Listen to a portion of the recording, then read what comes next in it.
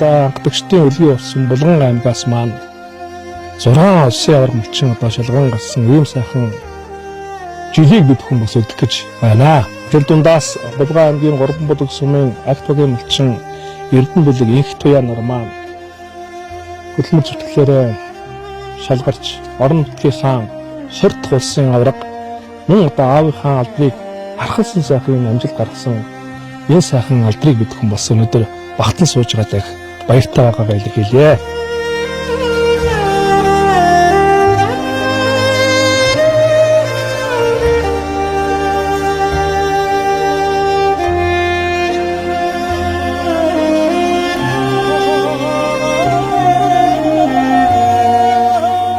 Манай улсын аварга болж байна. Яхан 28 жилийн дараа улсын аварга болж байна.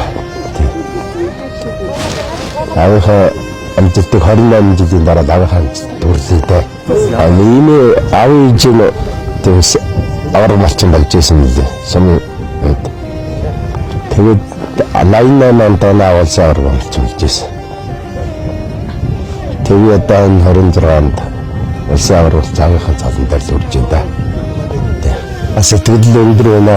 Тэгээд дээд тэнгэрээс иж байгаа хэрэг харж байгаа хаа тэгчлээ та.